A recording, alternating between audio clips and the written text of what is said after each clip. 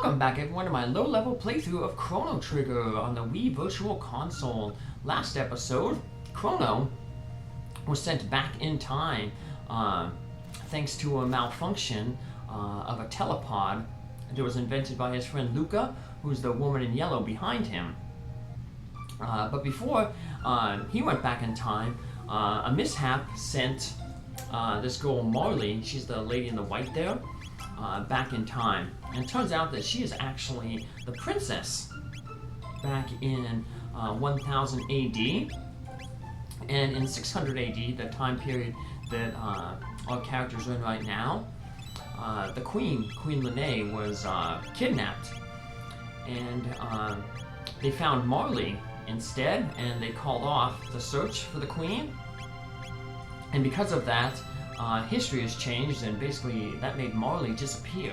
So it's up to Crono and Lucca now to basically find Queen Leene and basically stop the time paradox from occurring. So I start off by basically selling a lot of those shelters, 75 of the shelters that I had.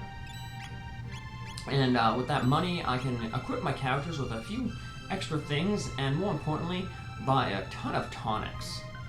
I could have get up to 99 tonics, but you find a lot of tonics in treasure chests. So what I'm going to do is I'm just going to buy 90 and then use some up, and I should be able to get 99 just from finding them in treasure chests. So our search for the Queen takes us to this chapel, and I'm just fast forwarding through this little battle here because it takes a while. And unfortunately I messed up a little bit here. You want to basically try to take out the ones on the right first that are near Lucca, because we want the ones on the left who are closest to Crono to attack him a lot and take him down, because we don't want Crono to gain any experience. So we want him to basically end this battle knocked out. So I'm just going to let them wail on Crono until basically they're down to one more hit away from being defeated. And as soon as they knock Crono out, I'll finish the battle off with Lucca. She'll absorb all the experience. She will not level up. And Crono won't level up either. And he stays at his low level. Now, some characters will eventually gain levels. Lucca will gain some levels, but we're going to minimize them as much as possible. And we're not going to get any more levels for Crono and Lucca in this dungeon because of our new character here, Frog. He's a very interesting character. If Lucca's like a black mage, Crono is like a fighter. Frog is kind of like the red mage.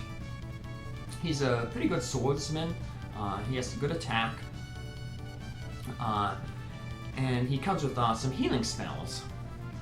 One of those healing spells, Slope, he has right away. Don't have to unlock it with any tech points. And that'll help save us on some tonics. So, unfortunately, while the red mage is usually the best character in Final Fantasy I, well, Frog, he's generally considered one of the worst characters in the game. Marle is usually considered the worst as your white mage, because she doesn't really come with any multi-targeting healing. She can use multi-targeting healing with some dual techniques. Her best spell, Haste, can be replicated with equipment. And then Frog is usually considered the next weakest character.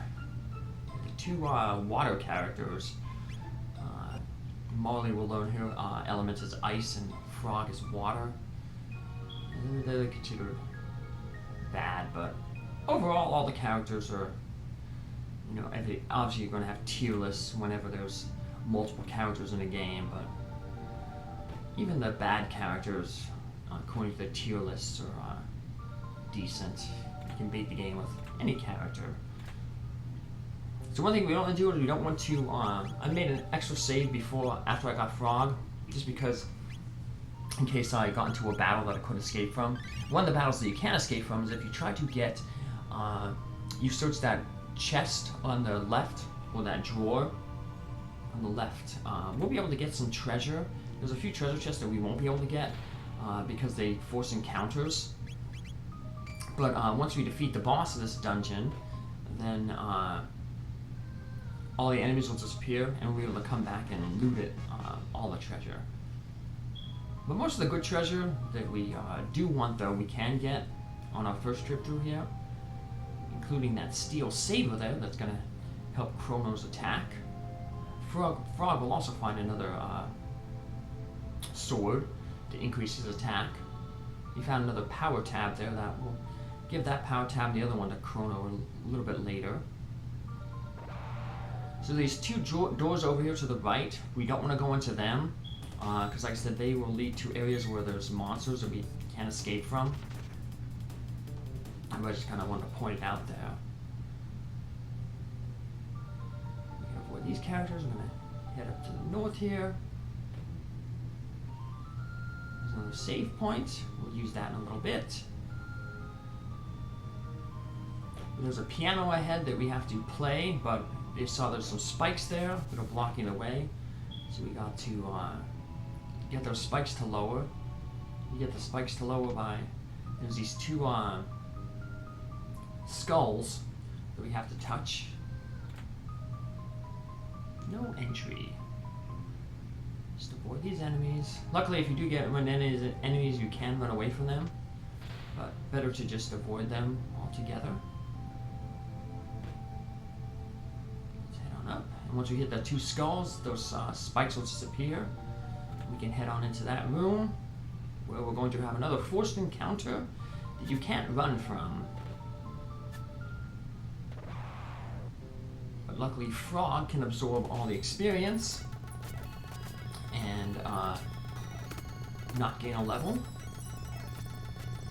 So I'm just like fast forwarding this battle again, taking all the enemies closest to Frog, leaving the one next to Lucca and Crono alive.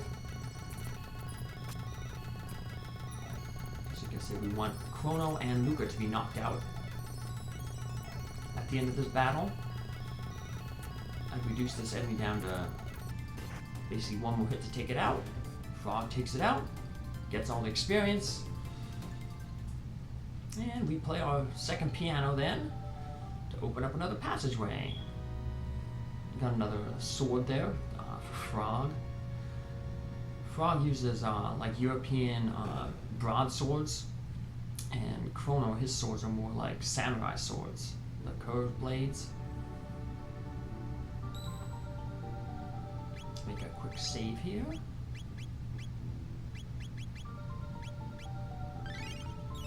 We got the boss coming up. We have another room to go through, but the boss is coming up. Luckily they give another save point. I forgot they give another save point before that boss. But Frog can keep all his other equipment other than that iron sword. Give him the new sword. Now it doesn't matter which way we go, left or right. We want to just go back to the center area.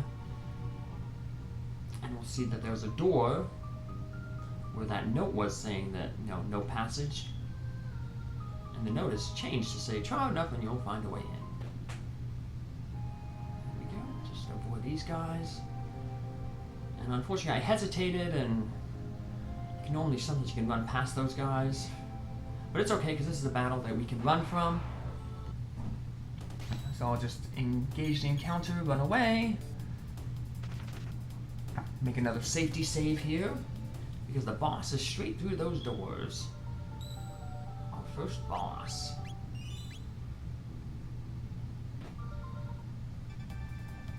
Prepare yourself, Queen Leene. You, how did you get in here? Frog! Majesty, stand back and allow us the honor. So she knows Frog. Be careful.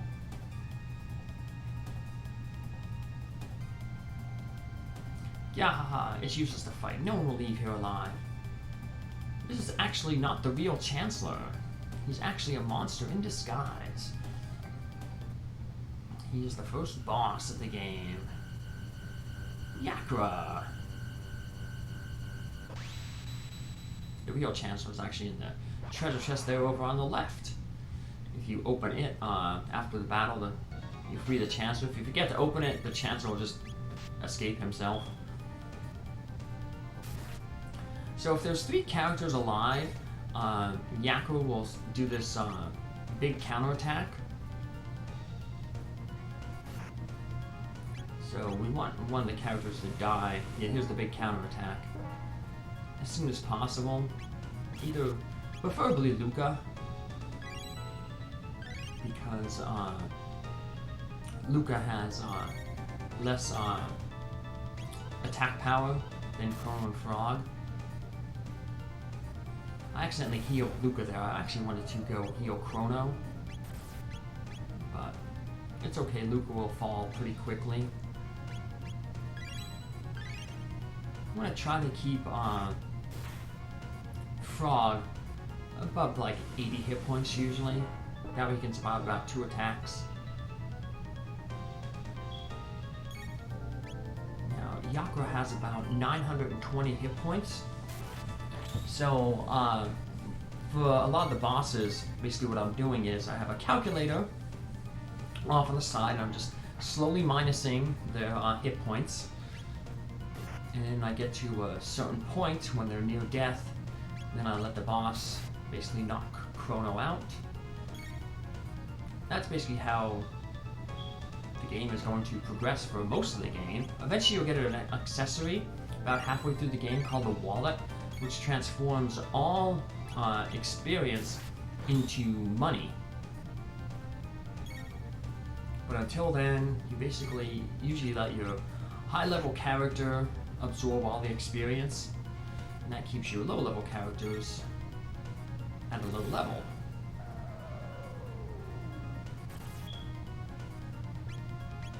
So as you can see, since Lucca is knocked out, Yakra ain't doing that 3 hit counter. One of the nice things is you can press a button and it shifts the display from the bottom to the top.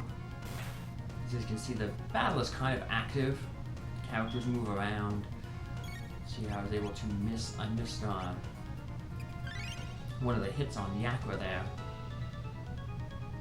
But the hits are pretty consistent. Frog's usually taking off 81 to 82 damage, 41 to 42 damage per hit.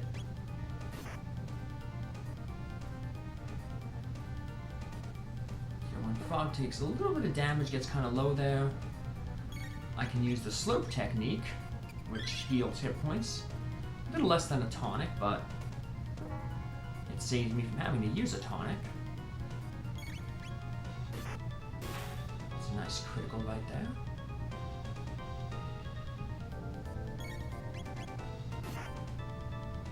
And now, like I said, because I was keeping track of Yakra's hit points, normally I would heal right now, but Yakra is basically down to 3 hit points, so I knew one more hit would finish him off. Frog has finished off the first boss. We'll be killing a lot of bosses later on. And he gains 50 experience points, a bunch of tech points, but won't get him a new technique or won't get him a new level. Here comes the Queen. You came to rescue me, thank you, Frog. The king awaits, let us return to the castle. I thank thee, Crono and Lucca. Yes, thank you so much. Please join us. So as he can run right down to talk with the Queen, but we're going to rescue the Chancellor. Get this mid-ether. Phew, thank you. That monster stuffed me in there. Oh, Your Highness, as you can see, I am undamaged. Let us return to the castle.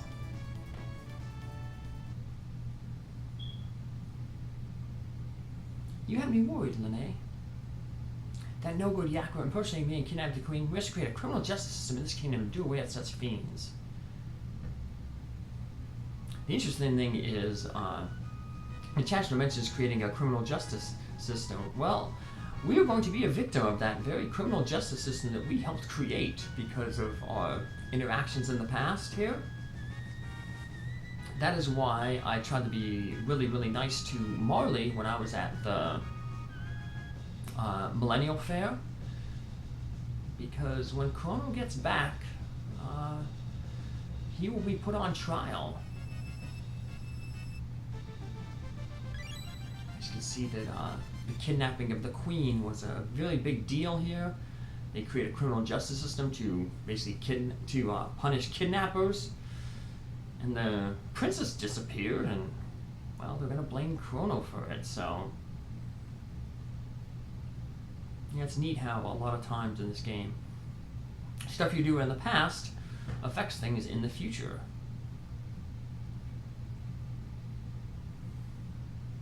So Marle basically apologizes for lying, but she basically says that, you know, she was afraid that if we knew she was a princess, that we would have treated her differently and wouldn't have, you know, hung out with her. So she just, I guess, wants to be normal. That old trope, you know, that princess just wants to be normal. We can give her that karate gi that we found in the